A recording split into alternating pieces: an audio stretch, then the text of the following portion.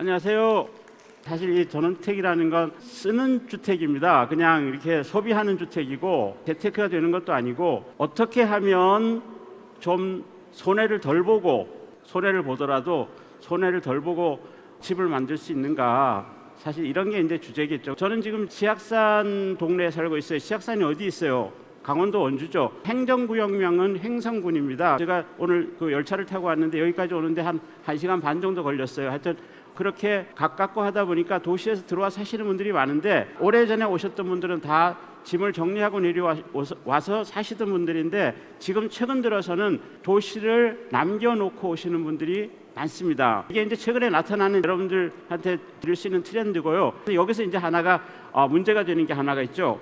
여기 보면 1가구 2주택 문제가 나와요. 그래서 조세제한 특별법이라는 것에서 1가구 2주택, 농어촌 주택, 1가구 2주택 양도세 비과세 제도라는 걸 만들어서 농촌에 집을 하나가 더 있어서 2주택이 됐을 때는 양도세를 매길 때 농촌 집은 없는 집으로 봐주는 제도가 있습니다. 여기서 얘기하는 농촌 지역은 수도권 광역시를 제외한 읍면 단위 지역에 있어야 되고, 그게 도시 지역이 아니어야 됩니다. 기준 시가가 2억 원이 아닌 집을 여러분이 하나를 농촌 지역에, 지금 이야기 드렸던 수도권 광역시를 제외한 읍면 단위 지역에 그 집을 하나를 갖고 있었을 때는 1가구 2주택 양도세 비과세를 받을 수가 있습니다. 그 외에 3년 보유를 해야 되고 이런 기준이 있어요. 전원주택을 마련하는 방법을 제가 좀 쉬운 방법부터 어려운 방법으로 이렇게 순차적으로 좀 이야기를 좀 드리겠습니다. 집 만드는 가장 쉬운 방법이 뭐예요?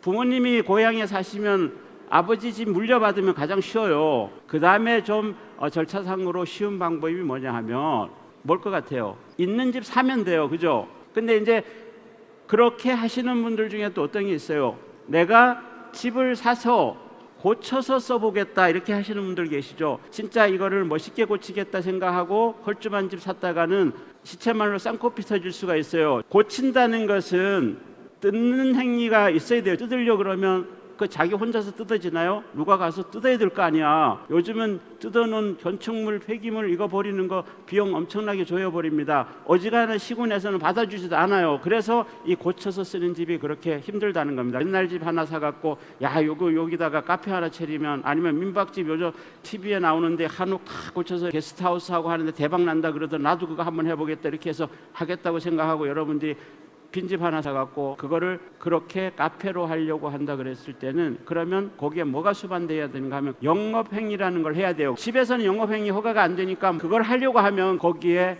살면서 불법으로 증개축에 해놓은 부분들이 있다든가 뭐 어떤 부분이 있으면 원위치, 애초에 건축물 대장대로 원위치를 시켜놓고 그리고 나서 그 행위를 해야 돼요. 그래서 이제 그런 생각을 또 하고 계시다 그랬을 때는 또 고쳐서 쓰는 거에 대해서 또 생각을 해보셔야 된다는 얘기입니다. 그 다음에 이제 또 행정적으로 쉬운 방법은 뭐냐 하면, 오히려 생으로 짓는 게 더 좋다 그러더라 이렇게 해서 이제 지으려고 해요. 그 집 지을 터가 지목이 대지로 돼 있는 거 사면 간단해요. 얘는 집을 지으라고 만들어 놓은 땅이에요. 거기는 그냥 집 지면 돼요. 그래서 샀어요. 군청에 가서 여기 집 지으려고 하니까 허가 내줘 하니까 안 된대요. 왜 안 되냐 그랬더니까 시골에 있는 대지인 경우는 진입로가 없는 경우가 있습니다. 건축법에서 건축을 신고를 하든가 건축 허가를 받으려면 4m 진입로가 확보가 되어 있어야지만 단독주택으로, 여러분들이 시골 짓는 집은 거의 단독주택이거나 다가구주택입니다. 제가 여기서 건축 허가하고 신고하고 자꾸 구분해서 이야기 드리는데,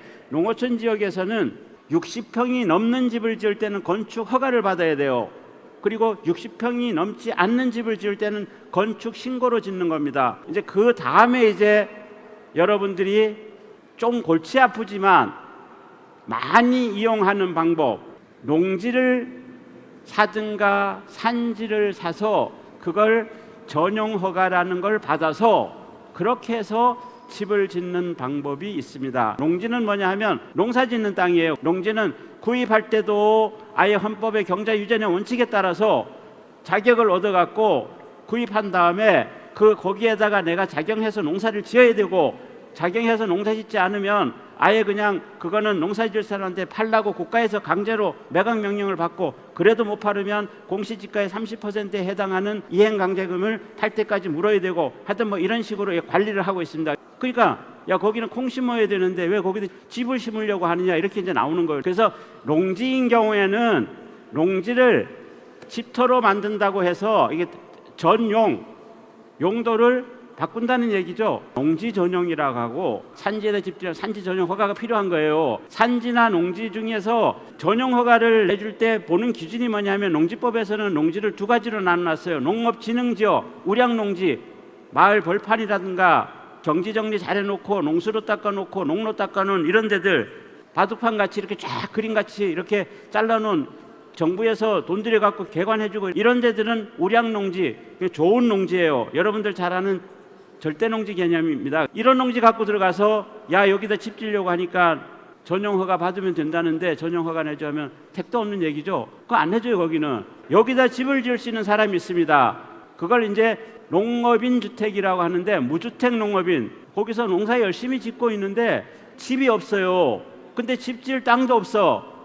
오로지 갖고 있는 것은 논 한 바지밖에 없어. 이런 사람한테는 200평까지 전용 허가를 내줍니다. 그 외에는 택도 없는 얘기예요. 산지는 산지관리법에서 또 두 가지로 나눠놨어요. 하나는 뭐냐 하면 보존산지, 보존산지가 아닌 산지는 준보존산지라고 합니다. 보존산지 갖고 들어가서 아무리 집 짓겠다고 거기다 허가 내달라 그러면 안 내줘요. 준보존으로 되어 있는 것들은 그거는 갖고 들어가서 내가 여기다가 전용 허가 받겠다고 하면 지으라고 해준다는 얘기입니다. 농지 전용하고 산지 전용하고 신청하러 들어갔는데 왜 가져왔느냐, 집 지으려고 그러는데요. 그 집 지으려고 그러면 그 나무 베고 콘크리트도 바르고 건축물도 올리고 뭐 어쩌고저쩌고 이래야 되는 거 아니냐. 왜 맞는데요.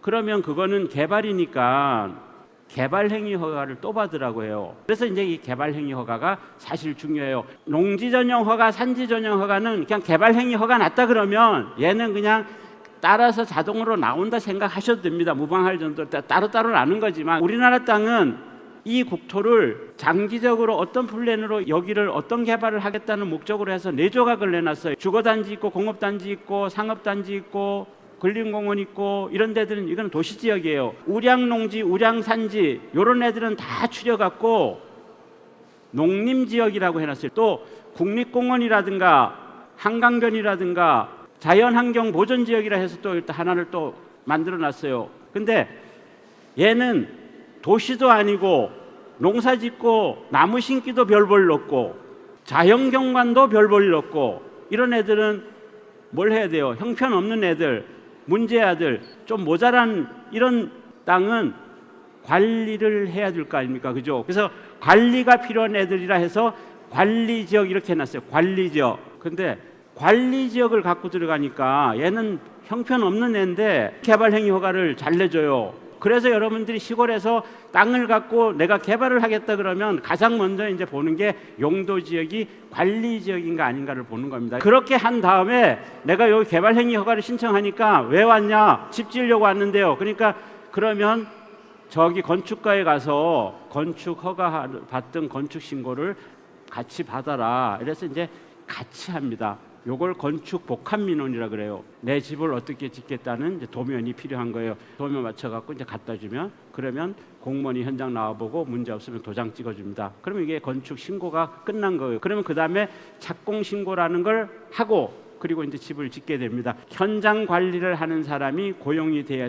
있어야지만 건축 착공 신고를 받아줍니다. 집 짓고 나면 사용 승인이라는 걸 신청을 하면 그러면 이제 공무원이 나와보고 도면대로 지었는지 안 지었으면 다시 수정해서 변경하고 어쩌고 저쩌고 하고 그렇게 해서 이제 준공이 나옵니다. 이게 사용 승인이라 그러고 이렇게 해서 등기를 하는 걸 보존 등기라고 해요. 그래서 보존 등기하면 집 짓는 게 끝나는 겁니다. 허가 이런 거 다 끝났잖아요. 그러면 이제 물 파야 되고 전기 쓸 생각해야 되고 정화조 묻어서 어떻게 할 생각하고 사실 도시는 그런 기반들이 다 돼 있지만 안 돼 있다 보니까 이제 그거를 내가 어떻게 할 것인가 허가 낼 때 그거 안 봅니다. 땅을 샀다 그러면 물하고 전기는 미리 해결을 해 놓으시는 게 좋습니다. 기본적으로 제가 시골에서 여러분들이 집을 만드는 과정을 아주 간략하게 요약을 해서 제가 한번 좀 정리를 해드린 거예요. 다 지금 이제 실제로 해보면 제가 지금 간단하게 얘기한 거지만 거기에 살이 많이 붙어갑니다. 내가 이거를 건축 무슨 개발행위 허가를 내가 신청하고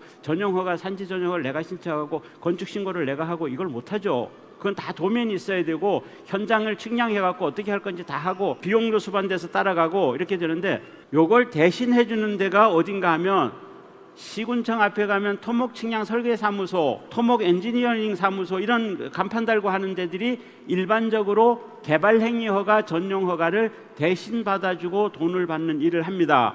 그러면 얘네들이 한 건 하는데 일반적으로 단독주택 같은 경우는 한 300에서 350만 원 정도를 달라 그래요.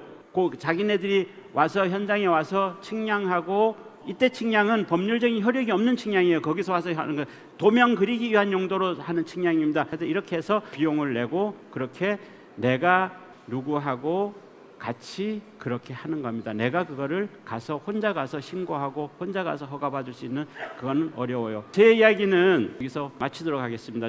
뭐 이게 사실 강남 한복판에서 땅값 높은 데서 이렇게 할 주제는 아닌 것 같은데 여러분들 이게 전원주택이라는 것은 사실 돈이 되는 집이 아니고 여러분들 그냥 정신 건강에 좋은 집이다 이렇게 생각하시면 좀 위안이 될 것 같습니다. 수고했습니다. 감사합니다.